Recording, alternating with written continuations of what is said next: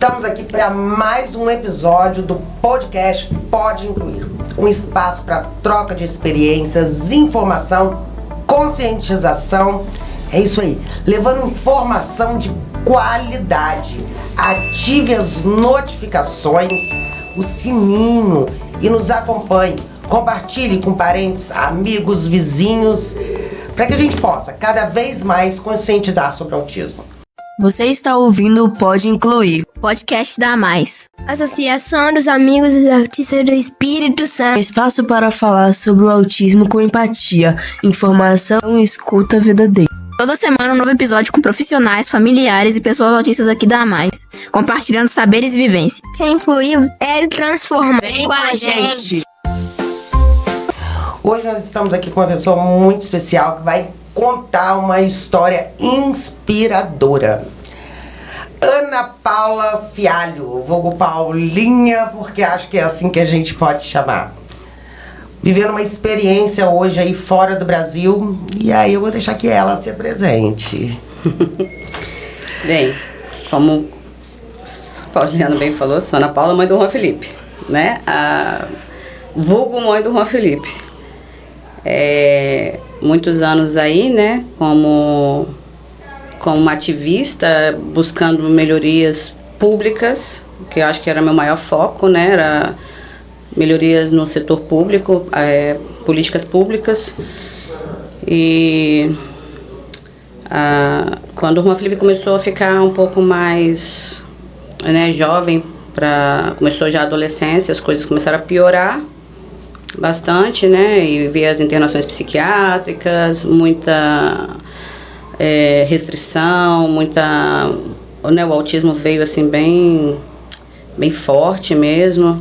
Então nós decidi mesmo buscar outras alternativas, porque as medicações do Juan estavam, as medicações muito fortes estavam destruindo a saúde dele, né?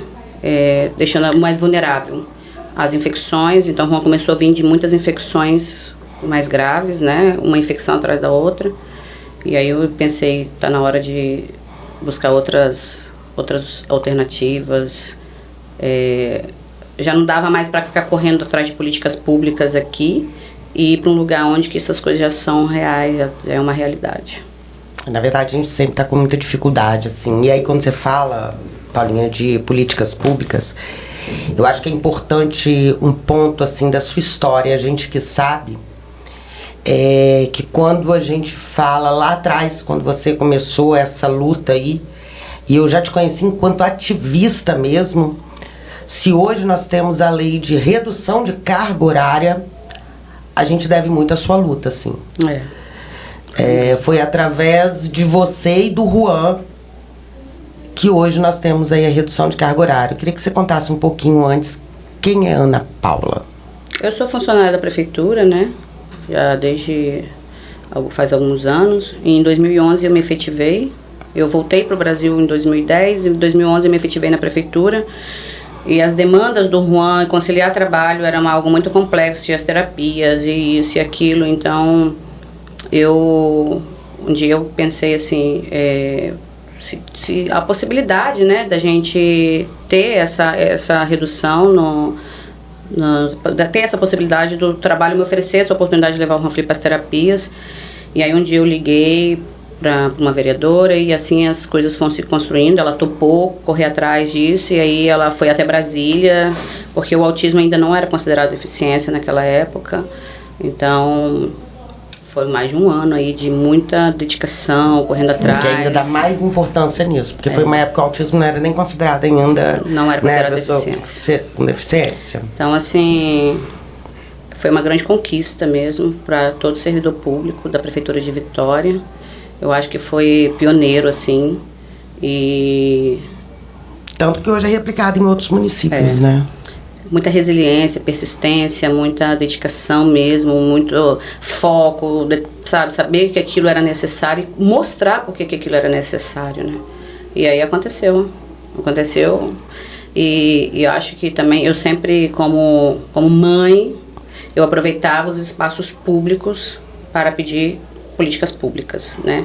Então, sempre quando tinha uma audiência, uma frente parlamentar, uma Felipe era pequeno, eu levava para as pessoas saberem o que era autismo. Ninguém sabia o que era autismo. Ninguém sabia que era autismo. Naquela nossa época, ninguém sabia que era autismo. Verdade. Então, a gente tinha que mostrar para as pessoas quem era autismo. E se... Uma Felipe corria para um lado e para o outro, se jogava no chão. Então, assim, eu aproveitava os espaços públicos para as pessoas verem a necessidade de políticas públicas para as pessoas com autismo. E acho que essa foi a maior Até demanda. então, nossos filhos, em sua maioria, estavam escondidos, né? Era até para nós mesmos, era muita coisa para pouca informação. Pouca informação. Quando a gente fala da idade dos nossos filhos, era muito pouca informação. Claro, a primeira vez que eu fui, alguém me disse assim, a médica me disse assim, seu filho tem autismo. E aí eu perguntei, o que é autismo? Aí ela me disse, entra na internet e procura, porque sua vida acabou. Então, quer dizer, você não está preparado para ouvir isso. Com certeza. Você não sabe, poxa, o que é isso? Que minha vida acabou, né? E eu ouvi isso de uma médica. E mandar eu entrar na internet. A internet não pode ser uma referência. Não pode. Porque tem muita falta de desinformação na internet.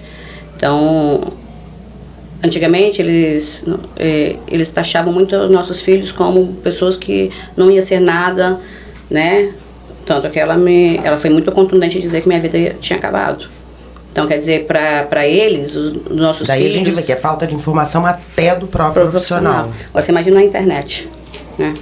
E aí você fica um pouco meio... Caramba, você tem que aprender sozinho o que é aquilo.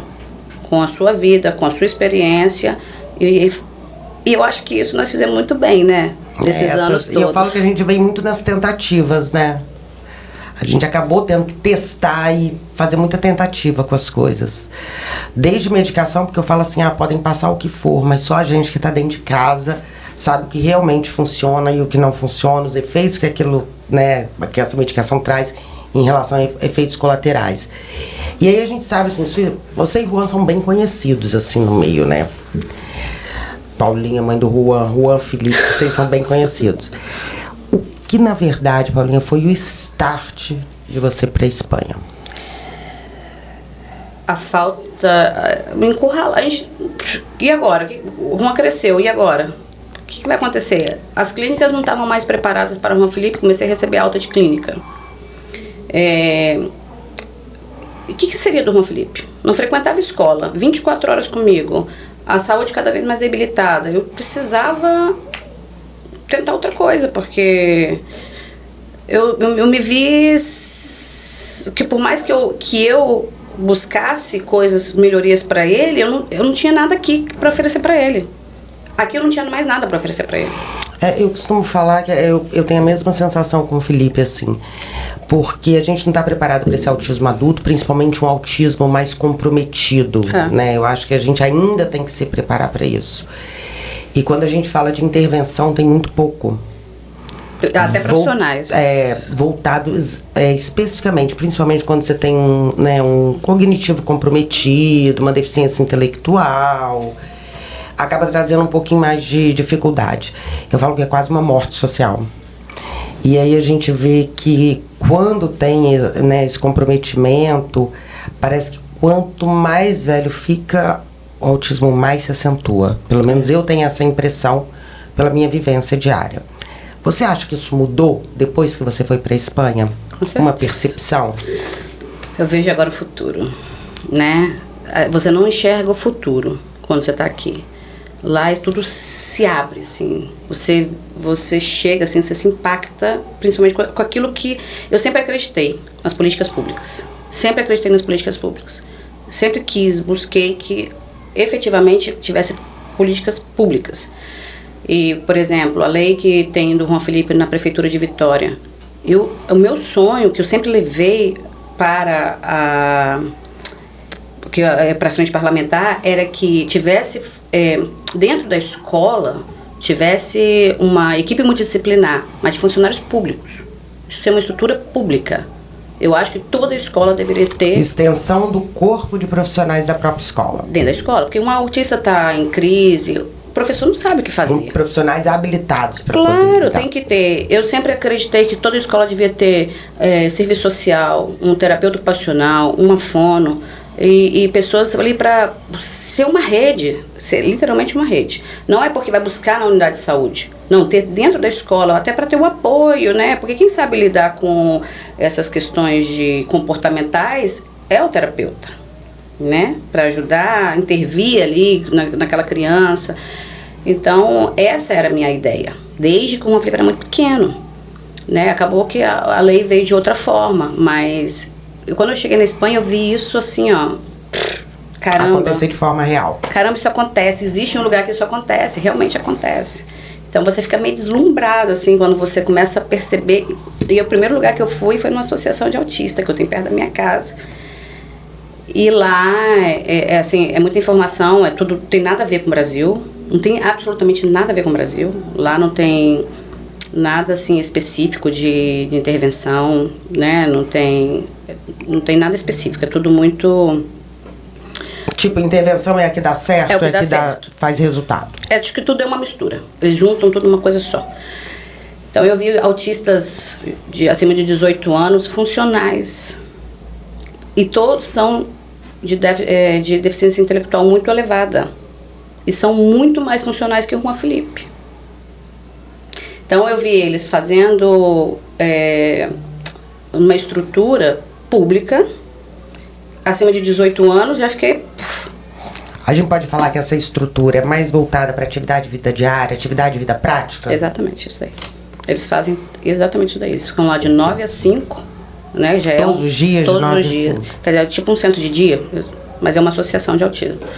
E aí eles ficam de 9 a 5 e aí eles fazem exatamente isso daí. Eles fazem essa inserção no mercado de trabalho, eles saem para passear com os terapeutas, né? É uma coisa que lá na Espanha tem muito, que eu admiro muito, que eu acho muito, sim, é como eles promovem a socialização das pessoas com deficiência com a sociedade.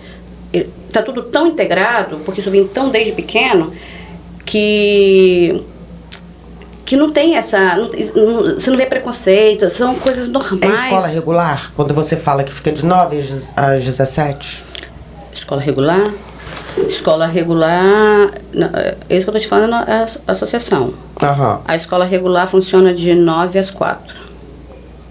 E a escola de educação especial de 9h30 às 4. É porque ela é separada. Agora a gente ainda tem essa discussão aqui no Brasil, né? Entre a clínica de escola, né? Vamos dar o nome assim, porque alguns lugares assim que funciona. E estarem na escola regular numa inclusão que, na verdade, na ponta também a gente sabe que ela não funciona. Não. Nós lutamos muito por isso, né, Poliana? Muito. Lutamos muito. Acho que me vi assim, dando murro em ponta de faca, né? Você consegue, alcança algumas coisas, mas aquilo mesmo que você sente no coração, você não consegue avançar naquilo, falta muito apoio naquilo. Não é? Eu lembro quando veio a Acho que é a Berenice. nossa própria comunidade, né? A nossa comunidade, assim, a comunidade do autismo em si acaba se dividindo em opiniões e não fortalecendo Principalmente, o que pode ser um bem comum. Principalmente a comunidade. Então, acho que a gente vai dando murro em ponta de faca e, por exemplo, eu sou a favor da escola de educação especial, sempre fui, né? A clínica escola era uma opção que não conseguíamos avançar, né? Então, você cansa de ficar insistindo numa coisa que você não sabe se vai pra frente, né? E você começa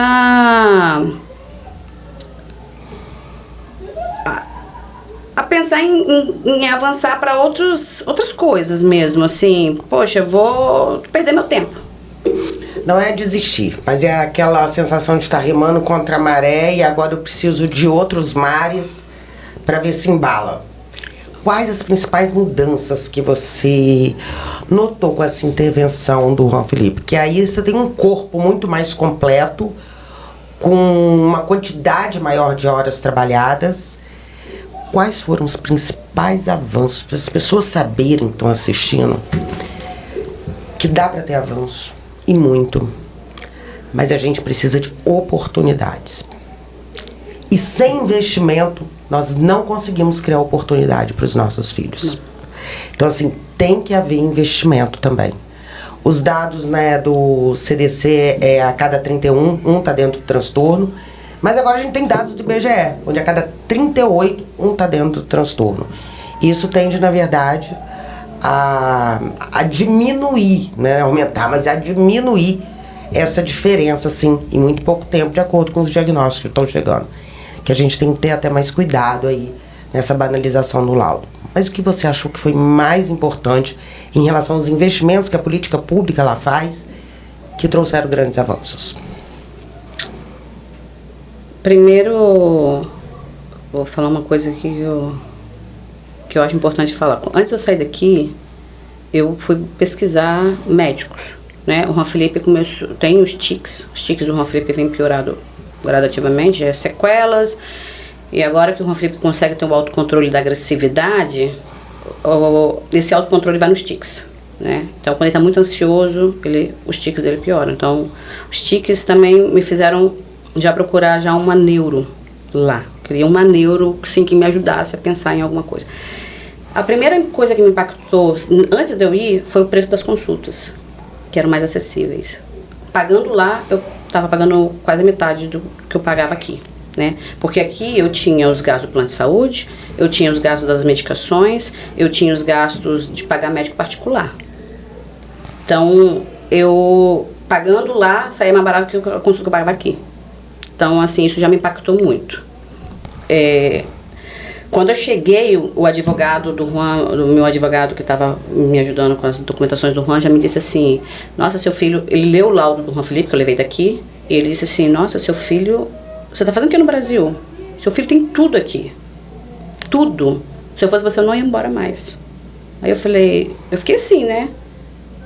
Aí ele falou assim, olha, você vai numa assistência social, que ela vai te falar tudo de direito que você me tem aqui. E você vai ver que você não vai querer mais ir embora. E eu tinha ido só para renovar o documento do Juan. Eu não tinha ido para ficar. Tanto que eu não levei nem roupa, nada. Então, assim, eu não voltei mais. Então, assim, aí o que você já chama atenção? O serviço social funciona. Aí você tem um serviço social que funciona, uma saúde que funciona, uma educação que funciona. Tudo. Na verdade, a rede socioassistencial não é só um organograma bonitinho, ela funciona na prática. Ela funciona na prática. Então, assim, eles vão te encaminhando. E tudo isso é público? Tudo público. Eles vão. Eu fiz a primeira consulta com o Juan no particular, porque eu já saí, porque, né, ainda não tinha nada lá preparado. Graças a Deus, eu conheci uma médica maravilhosa, ela era neuro e psiquiatra. Ela mesma já foi me encaminhando, o Juan Felipe, ela falou bem assim, olha, seu filho não é para particular, seu filho é para público, aqui o público tem tudo que ele precisa. Então, assim, você tem um hospital de referência, você tem um centro de saúde mental que de referência, você tem uma escola de referência, você tem tudo isso muito redondinho, sabe? Então, ela mesma me encaminhou, ela me escreveu no WhatsApp, ela mesma foi, eu só apresentava, assim, o Juan Felipe precisava tomar medicação e uma das coisas, assim, que deixou meu coração muito leve, é porque o Juan tomava o Invega, que é injetável, a cada 20 dias, era assim, é pior que uma bezetacil, né? Eu cheguei lá, quando eu fui pra urgência, o médico de urgência falou bem assim, o psiquiatra de urgência, por que ele tá tomando injetável? Eu falei, porque eu só tenho injetável. Ele falou assim, não, existe comprimido. Eu falei, o quê? Sério? Aí ele falou assim, sério? Não, vou começar um comprimido com esse menino, porque isso é uma tortura. Isso é uma tortura que você está fazendo com essa criança. Então, quer dizer, olha só, meu filho estava sendo torturado há anos. A cada 20 dias. E aí, ele já começou a introduzir, e as medicações, quando eu cheguei também, as medicações eu pagava, porque eu ainda estava nos trâmites dos documentos do Juan. Mas não tem imposto. Então você consegue numa farmácia. Um valor muito mais acessível. Literalmente eles tiram os impostos assim de muitas medicações. E medicações de alto custo, como o Invega, por exemplo, ele vem já bem reduzido o valor. E quando eu já comecei a fazer os trâmites do Juan Felipe, as medicações ele já vêm gratuitas. Então eu já não pago, eu não precisei pedir. Isso também me chamou, falei, caramba, eu não precisei pedir. Isso é automático. Aqui a gente vive mendigando, né? Isso é automático. Isso é que eu queria, assim, tudo isso é automático. Você vai no serviço social, você vai no médico de referência e tudo já vai sendo encaminhado automaticamente. Você fica assim, o quê? Porque você tá tão acostumado a lutar pelas coisas que você fica assim, nossa, gente, as minhas medicações eu não pago. E as minhas medicações eu não pago. Eu fiquei assim, nossa, sério, eu não pago? Não, você não paga nada. Então, quer dizer, e eu também, outra coisa, por exemplo, nem todo mundo consegue estar na farmácia cidadã para pegar um remédio, né? Às vezes você fica horas ali. E aí, os remédios, eu tenho a carteirinha do SUS do Juan Felipe, eu vou numa farmácia qualquer e pego os remédios dele. E só os meus, carteirinha. só porque tem ali um QR Code que tem a receita eletrônica, então eu posso entrar em qualquer farmácia e pego os remédios do Juan, sabe? Essa facilidade tira da mãe tanta sobrecarga. Na verdade, é a burocratização que a gente muitas vezes tem aqui que atrapalha. Claro, porque você facilita muito a vida de uma mãe. Porque o que a mãe do autista não tem? Tempo. Ela não tem tempo. É o que a gente menos tem. É o que a mãe do autista não tem tempo. Então, você imagina se quem não tem tempo tem que ir para a farmácia cidadã. Muitas vezes eu deixava de ir para a farmácia cidadã, porque eu não tinha tempo para estar lá 4, 5 horas numa fila, eu comprava na farmácia. Então, eu gastava aí, sei lá, quase 3 mil reais de remédio por mês. Ó, isso é uma dica aí, ó, para as unidades de saúde que já, né, fornecem medicação, que através da carteirinha municipal do CIPTEA, os municípios que já têm através do QR Code também têm a receita eletrônica para a família poder pegar em qualquer unidade de saúde, né, que esteja mais próximo ali no momento. São coisas que facilitam. Porque são alguns remédios de alto custo. E o que você acha de lá que a gente poderia replicar aqui? Mas assim, replicar na realidade também que a gente tem. Porque sonhar, a gente sonha, né, lá em cima. Mas que você acha que hoje talvez poderia ser replicado aqui de acordo com a nossa realidade, para melhorar? Eu acho que, para começar, eu acho que é muito possível.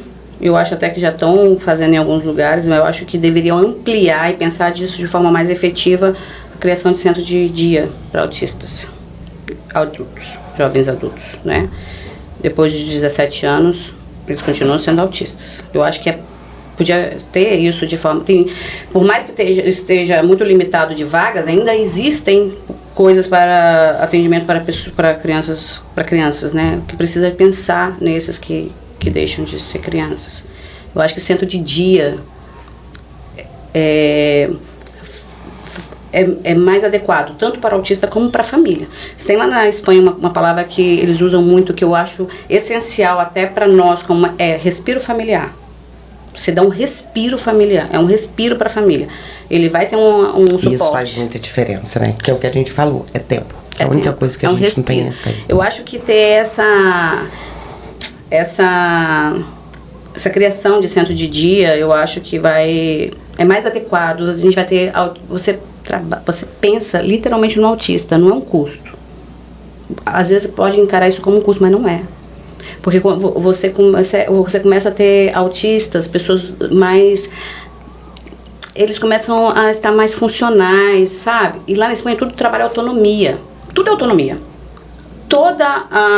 Tudo que eles fazem é baseado na autonomia. Então, quando você introduz isso na vida do autista, porque eles fazem habilidade de vida diária, isso eu estou falando quem faz é serviço público. Professora da escola que leva eles para fazer habilidade de vida diária. Toda a escola tem sala de AVD. Eles vão aprendendo desde pequeno a limpar, lavar, passar. Tudo eles vão fazendo isso desde pequenininho. A estrutura já, né? Já cria uma estrutura desde pequeno. Para ter autonomia. Toda a escola o Brasil tem condições de fazer isso, quando se quisesse. Tem condições de fazer isso. Por exemplo, eles têm sala de formação profissional. Não estou falando isso para autistas de nível 1, não. Estou falando para nível 3 de suporte. Eles fazem aquilo que eles conseguem. E conseguem. Quando você dá essa oportunidade, eles conseguem, sabe, naquilo que eles pegando as habilidades, realmente, focar na potencialidade de cada um. Na potencialidade de cada um, eles conseguem te entregar alguma coisa, entendeu? Então, eu acho que centro de dias é uma coisa muito urgente, assim, para nós agora que estamos com os autistas já crescendo. Eu acho que se podia repensar na lei para escola de educação especial, porque faz muita diferença na vida do autista. Você tem eles mais estruturados, mais organizados. Isso interfere automaticamente em pessoas mais sociáveis, menos sobrecarregadas. Eu acho que elas estão mais felizes, né? Elas conseguem ser mais funcionais, elas conseguem te oferecer coisas quando elas estão estruturadas, porque é isso que você oferece para o autista, uma vida mais estruturada. Por exemplo, o Juan Felipe, ele vai para a escola de transporte público da escola, eu não pago. Quem já imaginou o Juan Felipe indo para a escola sozinho? Ninguém. Então, assim, ele vai para a escola com transporte escolar, né? E aí ele vai aprender várias demandas do dia a dia. Literalmente do dia a dia. E ali ele já tem uma professora com uma formação elevada. Ela tem uma formação muito elevada. Na verdade, a qualificação profissional também faz muita diferença fora, né? Tem que ter.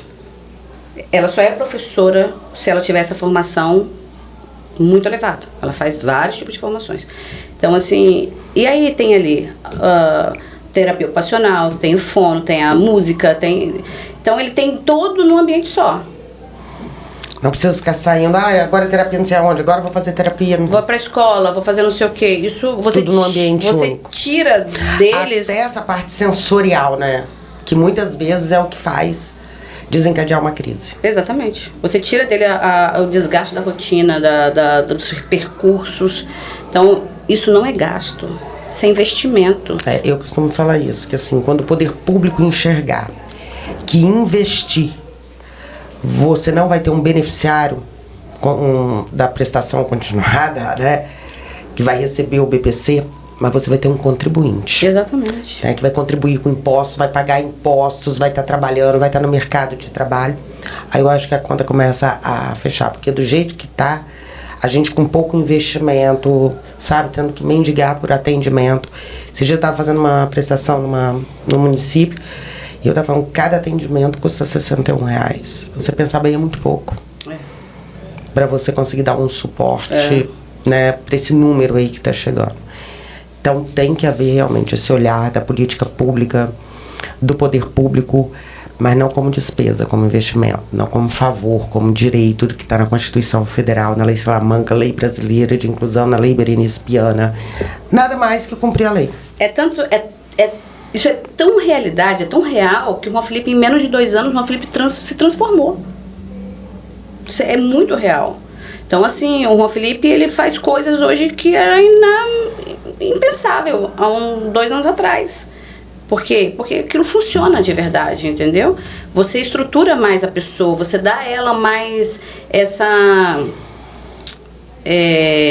possibilidade de receber menos estímulos, ter o cérebro mais organizado. E trabalha a autoestima também, né? Porque eu acho que faz bastante diferença, porque dentro das oportunidades e focando na potencialidade, você traz a autoestima pro próprio. Exatamente. E aí eu vou dar só um spoiler, que a gente está aí com um esqueleto de um projeto que é muito bacana em relação ao autista adulto. E eu falo que, como a gente fala, né? Os nossos sonhos não cabem numa gaveta. Então, que não seja pro meu, não foi pro Juan, mas que seja pros que estão por vir. Eu acho que a gente ainda tem muito que avançar. E enquanto a gente tiver força, a gente vai estar aí trabalhando para isso, né? Para melhorar essa qualidade de vida. Eu acho que pro autismo adulto, principalmente, independente do nível de esporte, é quebrar os muros, romper os muros de uma instituição. Por que eles não podem estar num cinema? Por que não tem, né? E até essas terapias, quando você fala que os professores saem, né? E fazem essas atividades. É o que faz total diferença. Faz. Porque eles são vistos e é cotidiano. E aí faz. Você vê que em 2 anos você falou que o Juan desenvolveu muito. Até viaja com a escola. Porque ele já pegou, né? Ele já tá, na verdade, também é outra coisa. Além de tudo, o Juan Felipe diminuiu as medicações dele, ó. Né? Aquilo que estava matando ele, né? Hoje ele tá... O Juan Felipe já não tem mais infecções e tal. Então, assim, o Juan Felipe diminuiu as medicações dele, sei lá, uns 90%. Paulinha, eu queria que... A gente está quase finalizando aí esse bate-papo, mas eu queria que você falasse um pouquinho a respeito dos benefícios financeiros. Que aqui a gente tem, né, o benefício da prestação continuada, que é voltada para a pessoa com deficiência, né? O que a gente gasta com os nossos filhos. E lá, como é que funciona? Então, lá na Espanha eu recebo um benefício, não exatamente para o Juan. O que aumenta o valor do benefício é por ter o Juan como um filho com pessoa com deficiência e por ser mãe solo. Ser mãe solo me dá uma pontuação, ser mãe de uma pessoa com deficiência me dá outra pontuação. Então, eleva o valor do benefício, que é voltado para mim poder dar qualidade de vida para o Juan. Estamos findando mais um episódio do Pode Incluir. Não esqueça de ativar as notificações e nos acompanhar. Muita conversa bacana, muita troca de experiências. Eu vou deixar a Ana Paula, claro, se despedir. Mas já quero agradecer pela presença, por estar conosco, matando saudade aí de algum tempo. Espero que em breve volte. Quero te agradecer, Ana Paula, por ser simplesmente Paulinha. Por ser inspiração, por ser exemplo de luta, coragem, resistência. É isso, que continua inspiração para muitos que te seguem. Bem, eu também quero agradecer a Poliana, né? Muitos anos aí de amizade, de caminhada mesmo, de muita... Acho que nós fizemos um trabalho de conscientização do autismo muito importante no estado todo, né? Isso foi marcante, assim. E eu quero deixar para as mães que elas não deixem de acreditar e lutar por políticas públicas. Eu fui embora porque meu filho já estava numa fase já de jovem adulto e já precisava ir atrás de outras oportunidades. Mas para quem está começando agora, com um filho pequeno, acredite nas políticas públicas. Elas têm que funcionar. Então, corram atrás, frequentem frente parlamentar de acessibilidade, busquem estar próximo de políticas públicas funcionais. Busquem por isso. E eu acho que podem contar, a Poliana é uma pessoa muito inteligente, ela sabe se envolver, ajudar aí com essas demandas. Eu acho que vale a pena correr atrás desse foco. Bem, eu tive essa segurança de ir para outro país porque o Juan tem nacionalidade espanhola. Eu sabia que a vida ia se abrir para ele lá. Mas eu aconselho as famílias para lutar por políticas públicas, por acreditar nelas. E também eu queria agradecer a Mais por tudo que ofereceu para Juan durante todos os anos que ele esteve aqui, porque isso foi base para tudo que ele desenvolveu lá. O Juan Felipe, eu acredito, tenho absoluta certeza que essa estrutura da Mais, ele associou muito a Mais com o que ele tem lá de escola de educação especial, e por isso ele se familiarizou, ele teve essa base. Então a Mais foi muito importante na vida do Juan, e tanto que ele levou isso para fora quando ele encontrou, para você ver como que as coisas da Mais funcionam, né? Porque ele viu essa estrutura da Mais fora daqui, e eu acho que foi um divisor de águas assim para essa adaptação dele lá. Todos esses anos de atendimento na Mais serviu de base para Juan Felipe e foi um divisor de águas na vida dele para adaptação fora do país, porque tudo era muito parecido. Então, quando eu entrei numa escola e vi toda a estrutura, eu pensei, caramba, é a Mais. E eu sempre falei isso com todos os profissionais da escola, da saúde, que eu tinha absoluta certeza que a adaptação do Juan Felipe foi muito boa, ele teve bem essa aceitação, porque ele já tinha de base a Mais. Então, o que a Mais oferece aqui para os autistas é tão importante, faz tanta diferença na vida deles, que muitas vezes os próprios pais não se dão conta. E eu me dei conta disso quando eu cheguei lá, na Espanha, que vi que como que a Mais é grande, não, a Mais é gigante. A Mais é um divisor de águas na vida deles e transforma eles dá a eles essa base do que é bom, do que traz para eles, que é acolhedor, que é necessário, essencial, e e dar segurança, né? Eu acho que o Juan Felipe sentiu segurança lá, nessa nova fase da vida dele, porque ele assemelhou a escola com a Mais, por toda a estrutura que a Mais tem, por todos os atendimentos que a Mais oferece, que é muito parecido à Escola de Educação Especial. Bem, juntos somos... A Mais. A Mais. Juntos somos a Mais.